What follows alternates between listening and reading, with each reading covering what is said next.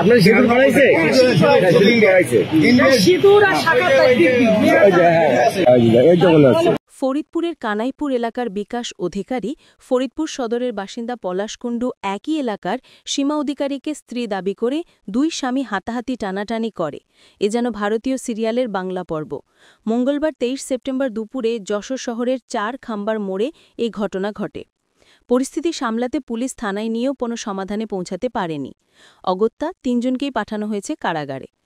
যশোর কোতোয়ালি থানা সূত্র ও প্রত্যক্ষদর্শীরা জানান, মঙ্গলবার দুপুরে শহরের ৪ খাম্বার মোড়ে কমলা রঙের সালোয়ার কামিজ পরিহিত এক নারীকে নিয়ে টানাটানি করছিলেন দুই ব্যক্তি।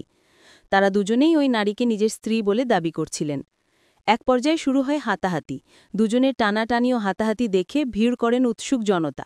কেউ কেউ ভিডিও করতেও শুরু করেন। পরে স্থানীয়রা পুলিশকে খবর দিলে পুলিশ ৩ জনকেই নিয়ে যায় থানায়। এরপর সেখানেই শুরু হয় নাটকের পরবর্তী অংশ। থানা চত্বরেই তারা কয়েক দফা নিজেদের মধ্যে শুরু করেন টানাটানি হাতাহাতি। পরিস্থিতি নিয়ন্ত্রণে আনতে পুলিশ ৩ জনকেই ১৫১ ধারায় বা নিরাপদ হেফাজতে মামলায় আটক দেখিয়ে আদালতে পাঠায়। পরে বিচারক তাদের কারাগারে পাঠানোর নির্দেশ দেন।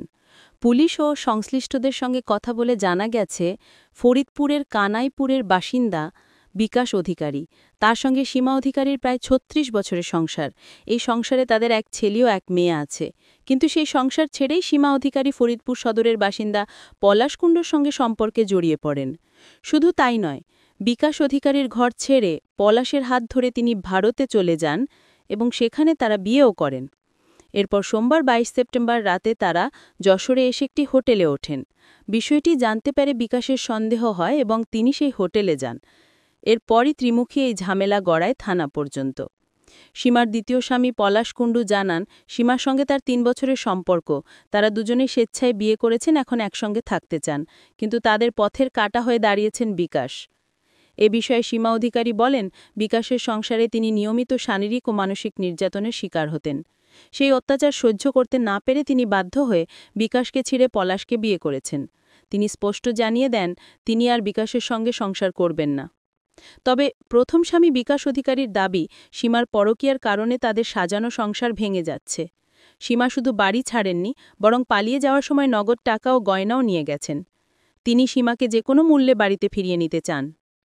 কোতোয়ালি থানার পরিদর্শক কাজী বাবুল জানান, ৯৯৯ নম্বরে কল পেয়ে পুলিশ ঘটনাস্থলে গিয়ে ৩ জনকে উদ্ধার করে থানায় নিয়ে আসে। থানায় দীর্ঘক্ষণ তাদের সঙ্গে কথা বলেও কোনো সিদ্ধান্তে আসা যায়নি। পরে ১৫১ ধারায় তাদের আটক দেখিয়ে আদালতে পাঠানো হয়েছে। একই সঙ্গে তাদের স্বজনদের খবরও দেওয়া হয়েছে। এ বিষয়ে যশোর আদালতের কোর্ট পরিদর্শক রোকসানা খাতুন বলেন, সিনিয়র জুডিশিয়াল ম্যাজিস্ট্রেট প্রথম আদালতের বিচারক শান্তনু কুমার মণ্ডল তাদের জামিন নামঞ্জুর করে কারাগারে পাঠানোর নির্দেশ দিয়েছেন। তাদের কারাগারে পাঠানো হয়েছে।